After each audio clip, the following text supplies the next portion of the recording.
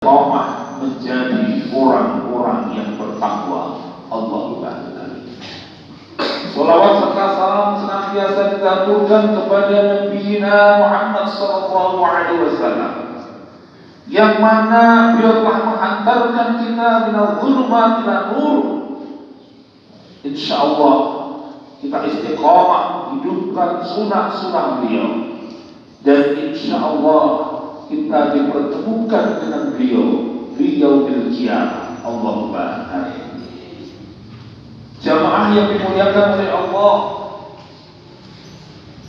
bahwasanya manusia hidup itu mencari kebahagiaan dengan berbagai profesi dilakukan. Tujuannya apa? Mencari kebahagiaan. Bahkan sholat kita pada pagi hari ini hanya satu, untuk mencari kebahagiaan.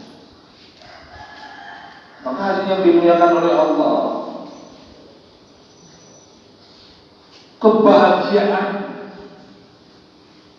ini ada dua. Kebahagiaan yang sifatnya hakikiyah dan sifatnya khayaliyah. Dan kebahagiaan yang hakikiyah itu apa? Kebahagiaan hakikiyah itu kebahagiaan yang sebenar-benarnya bahagia, dimanapun, kapanpun, dalam keadaan apapun, dalam situasi apapun bahagia. Bahkan sampai meninggal dunia pun bahagia, di alam kubur bahagia, di yaumil qiyamah dia bahagia, sampai dia masuk surga dalam keadaan bahagia. Itu kebahagiaan hakikiyah. Tetapi kadang orang mencari kebahagiaan, ternyata hasilnya dia mendapatkan kebahagiaan khayaliyah. Artinya apa? Kebahagiaan semu, kebahagiaan yang dirasakan hanya secara lahiriah, hanya secara duniawiyah, tetapi tidak masuk dalam qalbiyah.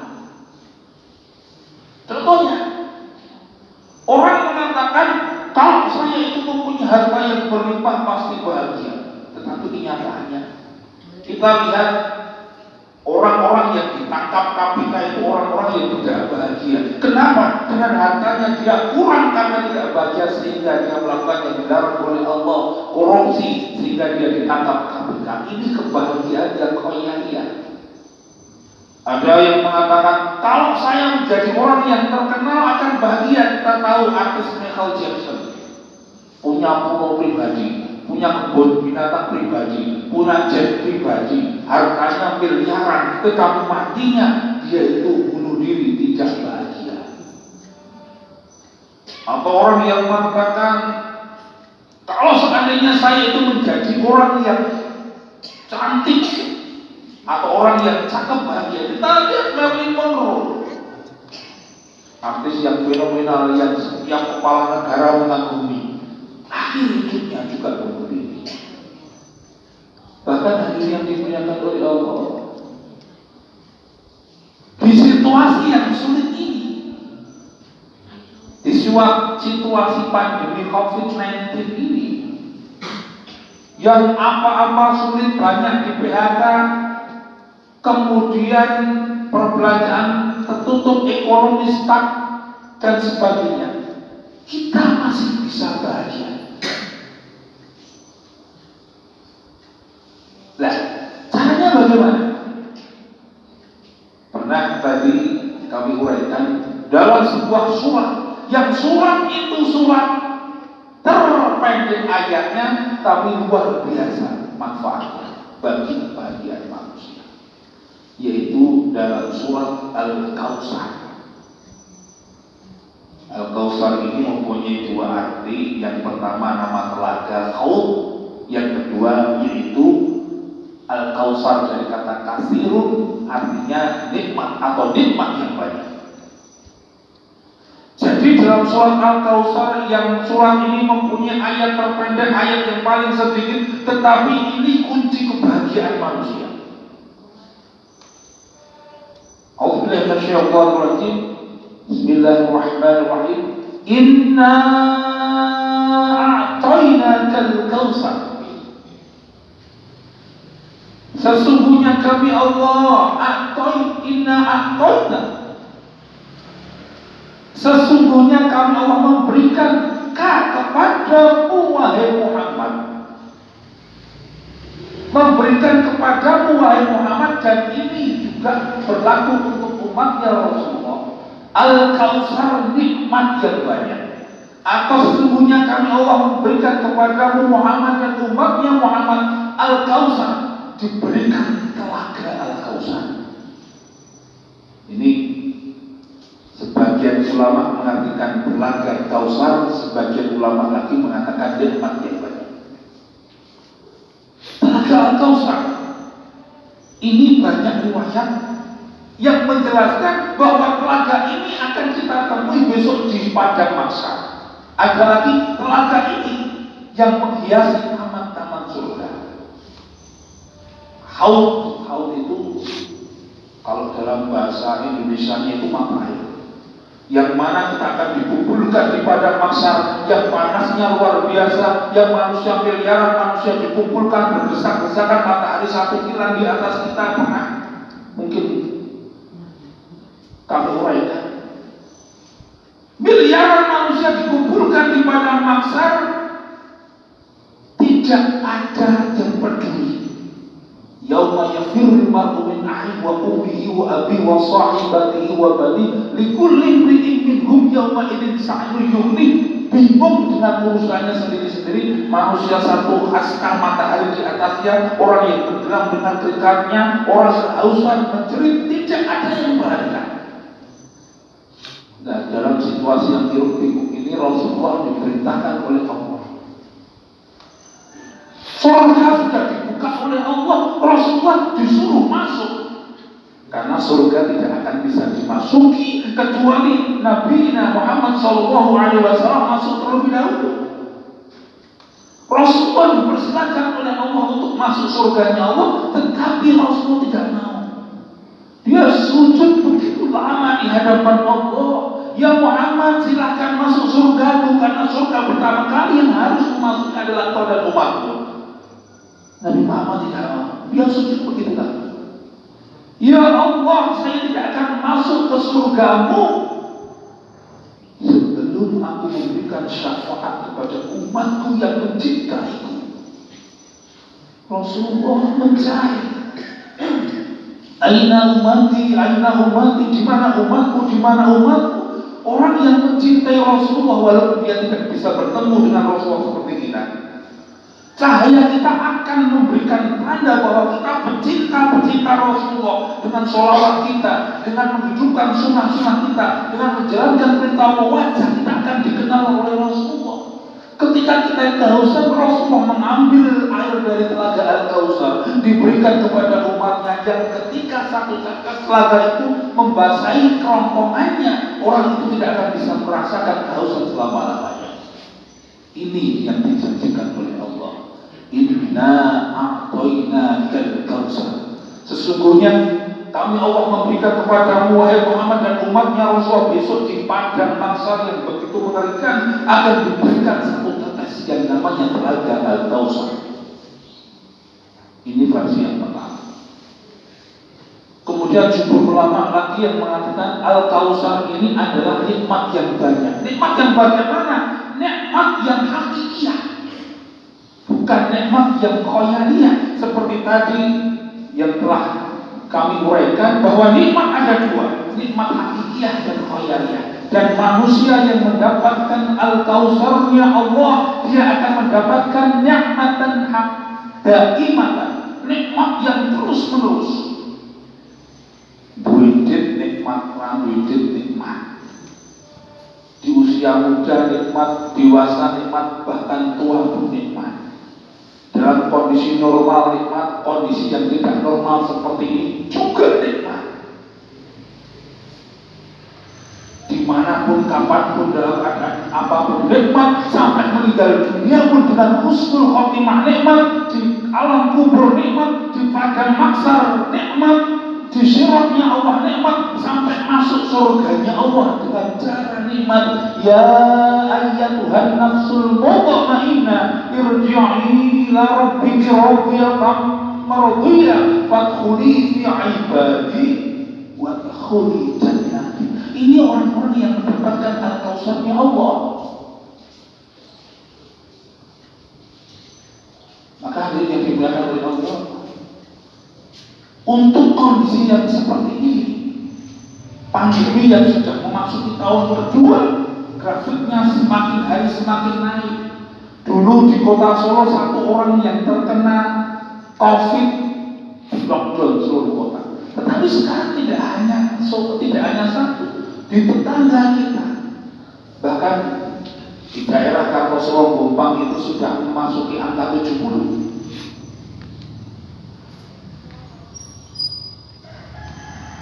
Apakah kita tidak takut? Kita perlu waspada. Kita perlu menjaga, tetapi jangan takut. Kita tampilkan al-Kautsarnya Allah di tengah-tengah kondisi yang seperti ini. Ikhtiar perlu, tetapi tawakal diutamakan. Maka ketika al-Kautsarnya Allah turun, kita dalam keadaan apapun nikmat, dalam sebuah hadis diterangkan, barang siapa yang ketika dia itu meninggal dunia dalam keadaan wabah, taun, dan dia beriman, maka derajat kematiannya adalah mati syahid. Tidak ada manusia yang paling mulia, tidak ada manusia yang paling indah cara matinya, tidak ada manusia yang paling indah kuburnya, tidak ada orang yang paling indah hidupnya di padang mahsyar. Tidak ada manusia yang derajatnya dimuliakan oleh Allah di surganya Allah, yaitu orang-orang yang mati syahid. Salah satunya apa? Salah satunya ketika dia itu wafat dalam keadaan pohon wabah yang melanda dan dia dalam keadaan iman. Maka al-Kautsarnya Allah muncul. Maka hadirin yang dimuliakan oleh Allah,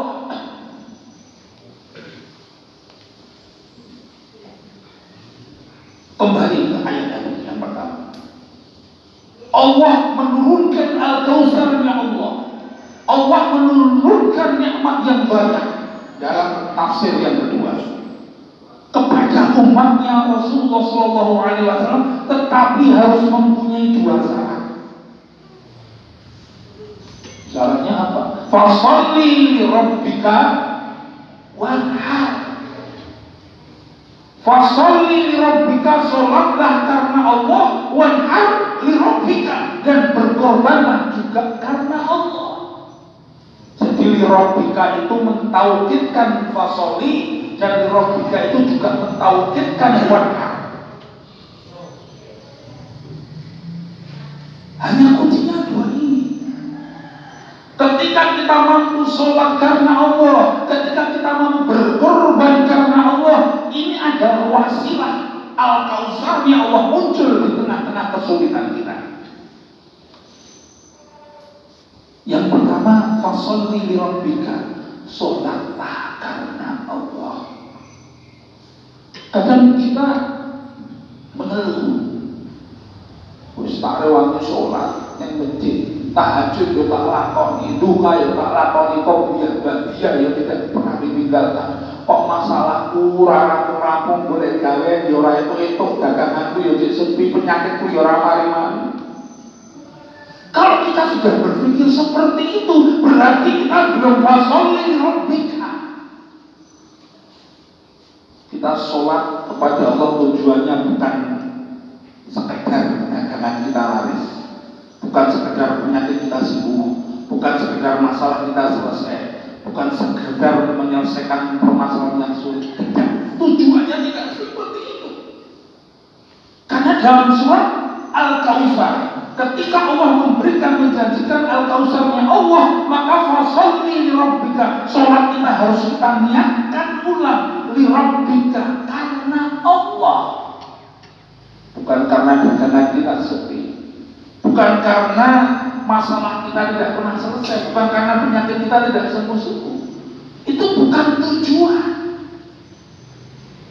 Iqrar kita, inna sholati wa nusuki wa mahyaya wa mamati lillahi rabbil alamin. Ini frame utama sholat kita, ruh Istilahnya sholatku, ibadahku, hidupku, matiku karena Allah, bukan karena dunia. Maka kalau kita sholat kita, walaupun ada ayat yang menerangkan wasta'inu bis-sabri was-shalah, mintalah tolong kepadaku dengan sabar dan sholat, tetapi ini bukan tujuan. Entah Allah mau memberikan nikmat harta yang berlebih, entah Allah akan memberikan ujian kefakiran, entah Allah memberikan ujian kesakitan atau musibah, entah Allah akan memberikan kesehatan, entah Allah akan memberikan ujian apapun, tidak mempengaruhi niat sholat kita kepada Allah.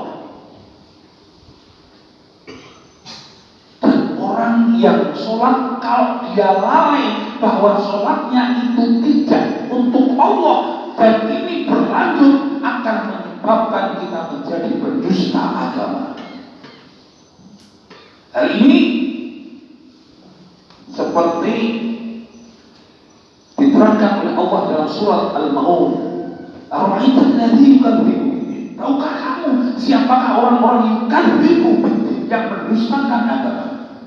Fadzalika alladzi yad'ul yatim wa la yahuddu 'ala ta'amil miskin fawailul lil musallin. Celakalah orang-orang yang sholat. Kenapa orang sholat itu celaka? Alladzina hum an sholatihim sahun. Karena sholatnya dia itu lalai, tidak karena Allah, tapi hanya mengejar dunia. Maka ini yang dimuliakan oleh Allah, ini salah satu wasilah kita agar wabil khusus dalam keadaan yang seperti ini. Kok corona semakin lama semakin tidak karuan beta grafisnya, prediksinya. Kita tidak usah memikirkan, yang penting fasholli li rabbika. Seandainya ketika kita sholat kemudian Allah memberikan al-kausar beberapa, kita terhindar dari wabah ini, kita alhamdulillah. Seandainya dengan fasholli li rabbika kemudian kok ya kita kena, insya Allah ketika corona itu menggerogoti kesehatan kita, juga beriringan berguguranlah dosa-dosa kita, karena kita bersabar dan husnudzon kepada Allah, dan kita fasholli li rabbika. Seandainya dengan corona covid yang melanda ini ada keluarga kita atau mungkin kita sendiri dipanggil oleh Allah, kita meninggal dunia dalam keadaan syahid, dan syahid adalah posisi yang termulia di sisi Allah. Allahumma amin. Seperti yang dikisahkan Nabi Ayub alaihissalam, dia tidak terpengaruh ketika dia kaya, dia ibadahnya kepada Allah luar biasa. Ketika dia diuji dengan anaknya meninggal dunia, hartanya habis, istrinya meninggalkannya, sampai yang dulu Nabi Ayub alaihissalam itu mulia, kemudian dia terhina karena hartanya habis. Kemudian penyakit yang dalam sebuah riwayat itu penyakit yang belum ada di dunia, sampai tubuhnya itu berjatuhan karena dimakan belatung. Ada riwayat seperti itu lagi. Sampai dikucilkan, dia imannya tetap tidak mulia.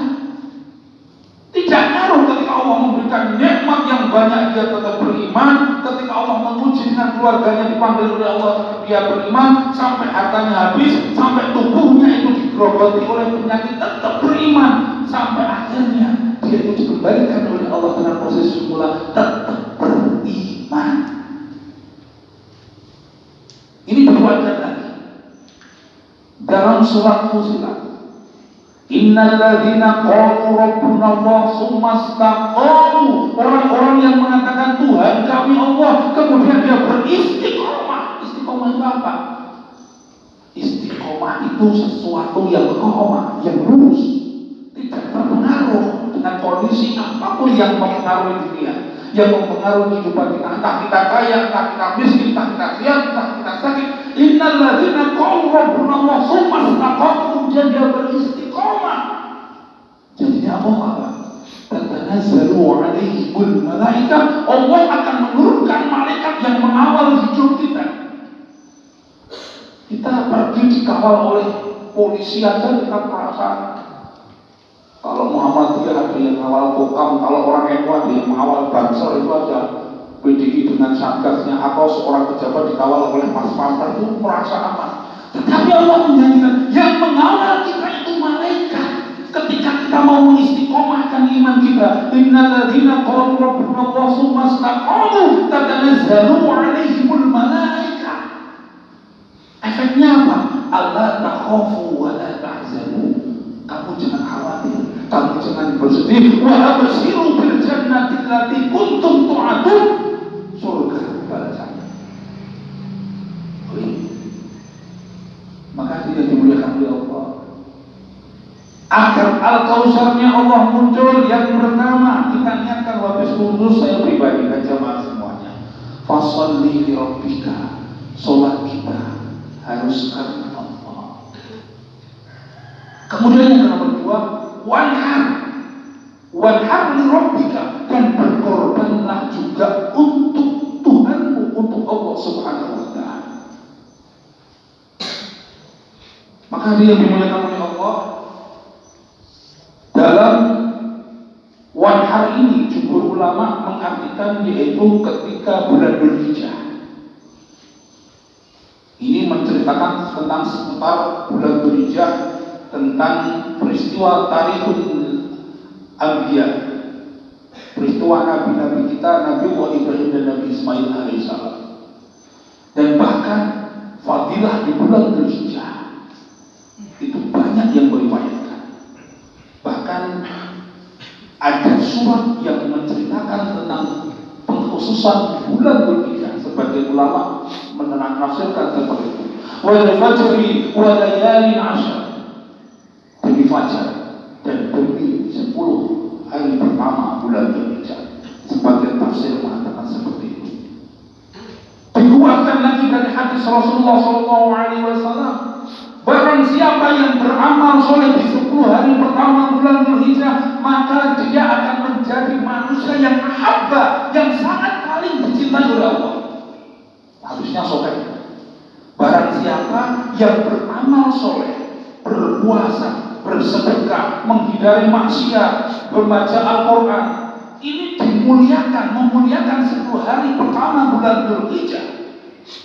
Maka dalam hadis itu diterangkan mahabbah, dia sangat paling dicintai oleh Allah. Kemudian ada sebagian sahabat yang akan domblok, agak terkagum-kagum, agak semak. Ada juga yang hampir membantah, ya Rasulullah, katanya engkau mengatakan puncak tertinggi dari ibadah itu adalah jihad. Kenapa di 10 hari pertama bulan Dzulhijjah itu adalah paling dicintai oleh Allah? Bagaimana dengan jihad? Kemudian Rasul mengatakan lebih mulia beramal soleh di 10 hari bulan Dzulhijjah daripada jihad fisabilillah. Jadi 10 hari pertama di bulan Dzulhijjah itu grade-nya jihad turun sebentar. Yang pertama mengamalkan 10 hari pertama bulan Dzulhijjah dengan amal soleh. Jadi prime time-nya itu hanya 10 hari. Setelah itu jihad nomor 1 lagi. Kemudian Rasulullah mengatakan, dia bersabda, kecuali engkau itu berjuang di jalan Allah, seluruh hartamu habis sampai nyawamu itu meninggal dunia di jalan Allah karena jihad fisabilillah, baru itu bisa menyamai amalan 10 hari pertama di bulan Dzulhijjah. Jadi bapak-bapak, ibu-ibu yang dimuliakan oleh Allah, 10 hari pertama bulan Dzulhijjah itu kalau menurut hadis Rasulullah tadi itu dimuliakan oleh Allah. Bahkan kita mempunyai harta, rumah kita jual, sawah kita jual, tabungan kita habiskan untuk perjuangan sampai kita berjuang di jalan Allah sampai kita meninggal dunia dengan syahid, baru itu bisa menyamai mulianya bulan Dzulhijjah. Tetapi ada efek, impactnya juga. Ketika itu adalah syahrul hurum, bulan yang dimuliakan oleh Allah. Jangan sekali-kali kita bermaksiat di 10 hari pertama bulan Dzulhijjah atau di bulan Dzulhijjah. Maka efeknya ini adalah waktu spesialnya Allah, ini bulannya Allah, bulan yang dimuliakan Allah. Ketika kita bermaksiat juga akan dilipat gandakan dosa-dosa kita.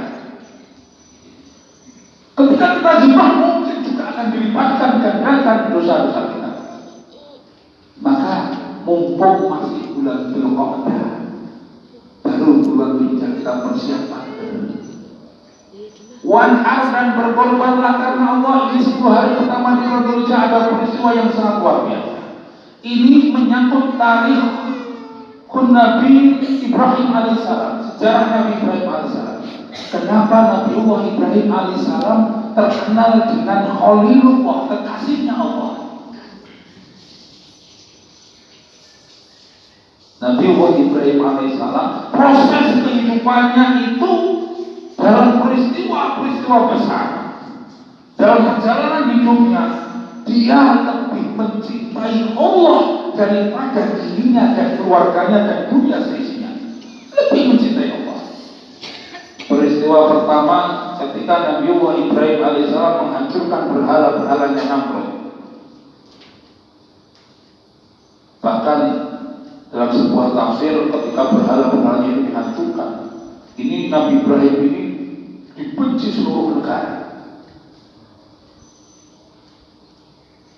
Dan Nabiullah Ibrahim alaihissalam tahu kalau aku sampai menghancurkan berhala-berhalanya Namrud, pasti keselamatannya, nyawanya, pertaruhannya. Dia tidak gagas. Yang penting ini saya memerintahkan perintah Allah. Dan ketika mau dibakar, Nabiullah Ibrahim juga tidak berpikiran api itu akan padam, api itu akan ditindak. Dia yakin dulu pada Allah. Dan logika itu dinomorduakan, keyakinan iman itu dinomorsatukan. Lebih mencintai Allah daripada tubuhnya dibakar oleh Raja Namrud. Ketika api itu sudah membara, bahkan ada sebuah riwayat api yang sangat besar itu, sangat tinggi sekali itu, bahkan ketika ada burung yang melintasi di atasnya itu langsung terbakar. Api yang besar sekali.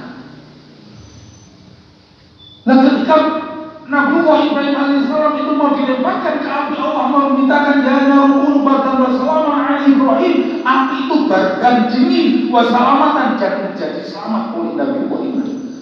Dan ini skenario Allah api menjadi dingin itu tidak dikasih tahu dulu oleh Ibrahim. Ini Nabi Ibrahim yakin, akalnya dinomorduakan, imannya dinomorsatukan. Ini kekasih Allah. Ada orang-orang dulu itu orang kalau sudah cinta, aku udah mencintai dia, apa-apanya diserahkan, kurang gak sedikit orang-orang seorang pemuda mencintai seorang lelaki, kalau cintanya sudah melekat, tai kucing kayak coklat, dan orang-orang remaja itu serah gagas, yang penting aku serahkan kepada dia. Nabiullah Ibrahim juga seperti itu. Peristiwa yang kedua,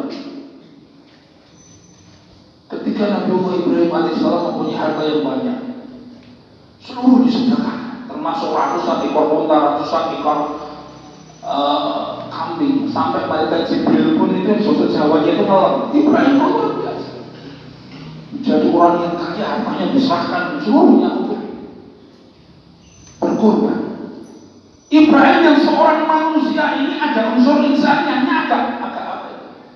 Rontok bombong. Kok hanya harta? Seandainya Allah memberikanku seorang putra mereka beliau. Tahu biasa orang Nabiullah Ibrahim itu pada waktu itu belum punya putra. Kadang sifat kemanusiaan kita juga seperti itu. Wah, ini aku sugih. Jangan tak asbak, tak santuni fakir miskin. Ya aku sugih, berkali dulu sugih. Muni orang enteng. Nabiullah Ibrahim seperti itu. Kemudian ketika dia itu menikah dengan Sayyidatuna Hajar, istri yang kedua, di usia yang senja, dia mempunyai anak yang namanya Nabiullah Ismail alaihissalam. Ujian yang ketiga, Nabiullah Ibrahim alaihissalam diuji untuk mengungsikan Siti Hajar dan Nabi Ismail di tempat yang tidak ada kehidupan, yang kanan kirinya itu batu, tidak ada tumbuhan, tidak ada air, yang bahasa Jawanya itu bau liwang-liwung, panas. Ini logika tidak dipakai, tapi iman dinomorsatukan. seorang wanita punya anak kecil, ditaruh tempat yang tidak ada kehidupan, yang di sana tidak ada pepohonan, tidak ada air, tapi ini perintah Allah. Dari Palestina ke sebuah tempat yang namanya Bakkah dalam Al-Quran, terkenal dengan Makkah kalau sekarang. Dan ketika Siti Hajar bertanya, ya Nabi Allah Ibrahim, kenapa engkau tempatkan seperti ini? Jawabnya Nabi Ibrahim, ini perintah Allah. Ketika mendengar kata Allah, Siti Hajar itu langsung imannya naik. Kalau ini perintah Allah, tinggalkan wahai Nabi Allah Ibrahim. Insya Allah khairul makirin, Allah sebaik-baik perencana. Dan ketika pertama di sebuah tempat yang begitu tandus, tidak ada kehidupan, tidak ada air, tidak ada tumbuhan, Siti Hajar mencari air karena kehausan. Larilah di bukit Sofa, larilah ke bukit Marwah. Ini peristiwa ini terkenal dengan, kalau kita haji atau umrah, terkenal dengan sa'i. Sa'i itu artinya berusaha. Berusaha mencari air dari bukit satu ke bukit lain, bukit Sofa dan Marwah. Tetapi air itu muncul di telapak kakinya Nabiullah Ismail alaihissalam dengan nama air Zam-Zam. Allah lantas tidak memberikan sebuah kemudahan kepada Hajar, enggak. Jangan merasa wayang tekan Sofa kalau marwah obah ini metu saka sikile anakku, tidak. Tapi Allah memberikan sebuah gemblengan ujian yang berupa usaha dulu dengan nama sa'i, usaha dulu dari Sofa ke Marwah. Tetapi ternyata Allah memunculkan air kehidupan Zam-Zam yang sampai sekarang kita nikmati itu di telapak kaki Nabiullah Ismail alaihissalam. Khairul Hakim. Kemudian peristiwa yang terakhir, ketika kangen dari Palestina ke Makkah, hanya kepingin menemui anaknya. Kemudian setelah bertemu dengan anaknya, karena kekanganannya begitu luar biasa, dipuji oleh Allah yang terakhir. Dengan apa? Dia bermimpi diperintahkan oleh Allah untuk memilih anaknya Ismail.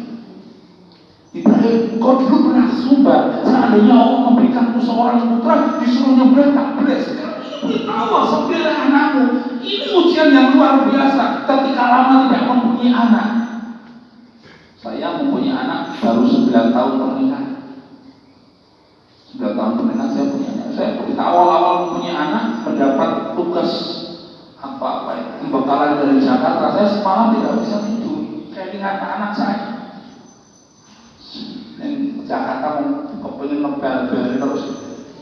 Itu saya. Nabi Ibrahim alaihissalam tidak punya anak, dia mempunyai anak yang begitu soleh dan menyenangkan. Tiba-tiba Allah memerintahkan disuruh menyembelih. Logika ini kan tidak kacau, tapi agama tidak perlu logika. Agama kadang-kala logika harus dinomor-duakan, keyakinan dinomor-satukan. Hari pertama dia menganggap ini, hari kedua tepatnya pada tanggal 8 Zulhijjah, terkenal dengan Yaumut Tarwiyah. Agak ragu, kok mimpiku sama pada tanggal 8 Zulhijjah ini. Kok mimpiku sama? Kemudian hari yang selanjutnya yaitu Arafah 9 Zulhijjah. Arafah itu artinya hari bahwasanya dia yakin diberitahu oleh Allah bahwa ini perintah Allah. Hari pertama 8 Zulhijjah Tarwiyah, 9 Zulhijjah Arafah. Arafah itu artinya sesuatu yang diberitahu oleh Allah. Keyakinan ditanamkan ini adalah perintah Allah. Malam itu juga dibangunkan Ismail, wahai anakku, ayah bermimpi diperintahkan oleh Allah untuk menyembelihmu. Apa pendapat? Kerjakanlah ya ayahku. Insya Allah kita berjumpa di surga termasuk golongan orang-orang yang sabar. Ibrahim seorang ayah yang soleh, Hajar istri yang solehah, menghasilkan anak yang solehah yaitu Nabiullah Ismail alaihissalam. Ketika besoknya prosesnya mau disembelih, ketika perjalanan itu digoda oleh setan, wahai Ibrahim, dah kamu jangan melakukan itu, hanyalah ikuti tidurmu. Ibrahim yakin ini perintah Allah, ambil batu lempar, yang ada Tuhan. Ismail itu lagi, gak mungkin Nabi Ibrahim ayahmu kok disuruh nyembelih anaknya. Gak mungkin Allah memerintahkan seperti itu, udah larilah kau. Ismail ambil batu, yang ada Tuhan. Ibrahim tidak mempan, Ismail tidak mempan. Setan meluncur ke Hajar, Hajar, anakmu katanya hari ini disembelih. Caranya itu perintah Allah. Dan kejarlah, cegahlah. Siti Hajar mengatakan apa? Kalau itu perintah Allah, jangankan Ismail aku dibelah ya belum. Ibrahim ayah yang soleh, mempunyai istri yang solehah, mempunyai anak-anak yang soleh dan solehah, maka menghasilkan keturunan terkenal dengan Abul Anbiya atau ayahnya para nabi. Tidak tergoda. Dan ini kita lihat realita kehidupan kita juga seperti itu. Ketika kita mau melakukan apapun kebaikan, setan itu tidak pernah terima, pasti akan digoda.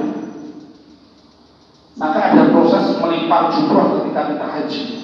Ini adalah sebuah proses bahwasanya ini kita mengikrarkan setan itu adalah musuh kita dan harus kita lempar.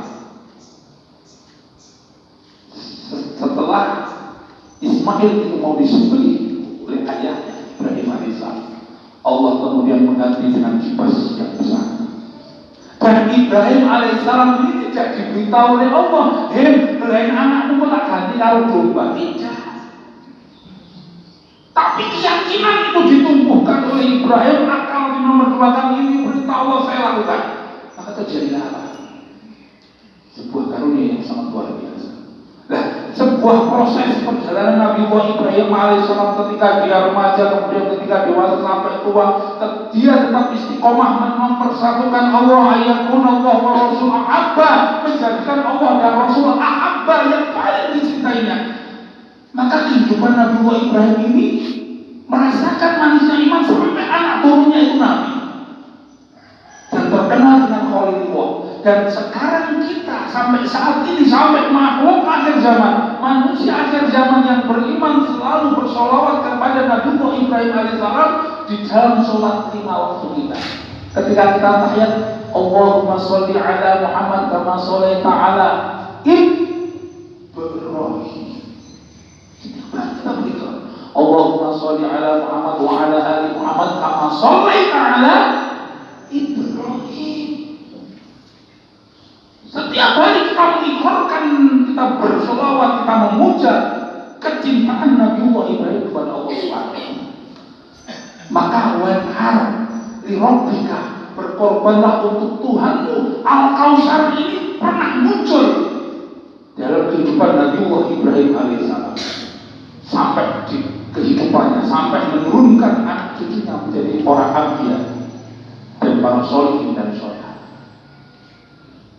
Maka hadirin yang dimuliakan oleh Allah, untuk kita mumpung masih bulan Dzulqa'dah, syariatnya Rasulullah SAW melanjutkan syariatnya Nabi Ibrahim alaihissalam pada tanggal 10 Dzulhijjah. Kita niatkan untuk wanhar li rabbika, berkorban karena Allah. Jangan berkorban karena gengsi kok usah kurang sapi, masuk aku mau medus sesuatu tak boleh tangan. Ini bukan karena Allah. Kalau kita tidak punya ya jangan usah malu. Kalau kita punya, jangan sampai kita itu divonis oleh Rasulullah, barang siapa yang mampu kok tidak mau berkorban, jangan mendekati tempat sujudku, jangan mendekati musolaku. Barang siapa yang mampu kok tidak berkorban, meninggal dunianya seperti orang Yahudi dan Nasrani. Tetapi kalau kita mampu, kita berkorban, ini godaan setan. Setan pasti menggoda. Harus dirobika karena Allah. Jangan sampai kita berkorban karena gengsi. Pada tahun berkorban, masuk akurat berkorban, isin. Ini karena Allah. Al-Kautsarnya Allah tidak akan muncul. Bahkan ini di tempat-tempat lain, insya Allah di masjid sini kan ada kebanggaan. Masjidku boleh 1 berapa? 5 aku Allah. Panitianya aku. Lah ini jangan sampai. Jangan sampai dengan kuantitas korban kita kemudian kita merendahkan masjid lain atau membanggakan diri kita. Ini adalah godaan setan yang akan menghancurkan, yang akan mencegah Al-Kautsarnya Allah muncul. Maka kita persiapkan mumpung bulan Dzulqa'dah yang biasanya kita jajan di rotot di Sudo Sidik, biasanya kita itu kita mampu beli sepeda sampai dulu pada awal-awal corona itu di toko sepeda, toko buka 2 antri atau mungkin sing setahun. Tetapi ketika kita dipanggil untuk berkorban karena apa mampu, wong gajimu sithik, gawean sepi, apa pakai sumbangan, boleh duit lagi akan. Berarti kita mendahului akal yang kita mempersatukan, bukan keyakinan yang kita mempersatukan. Tidak bisa mengikuti syariat yang ada dua Ibrahim alaihissalam. Maka kita sisihkan barang 1.000, 10.000. Seandainya uang kita tidak mencukupi sampai tanggal 10 Dzulhijjah, kita sudah mendapatkan pahala niat berkorban. Seandainya usia kita belum menyampe Dzulhijjah, belum menyampe 10 Dzulhijjah, kita dipanggil oleh Allah, kita termasuk orang-orang yang sudah berniat berkorban, mendapatkan niat berkorban. Kita lihatkan. Maka hadirin yang dimuliakan oleh Allah, inna a'tainakal kautsar, sesungguhnya kami Allah telah memberikan kepadamu wahai Muhammad, kepada umatnya Muhammad al-kautsar, nikmat yang banyak, nikmatan daimatan, nikmatan haqiqah, nikmat yang sebenar-benarnya nikmat. Syaratnya hanya dua, fasholli li rabbika, sholatlah karena Allah, wanhar, dan berkorban karena Allah, inna syani'aka wal abtar, sesungguhnya orang-orang yang membencimu Muhammad, membenci sunat karena Allah, membenci berkorban karena Allah, abtar, dia akan terputus dari al-kausarnya Allah, dia akan terputus dari nikmat yang sebenar-benarnya, nikmat yang harusnya diberikan kepada umatnya Rasulullah SAW.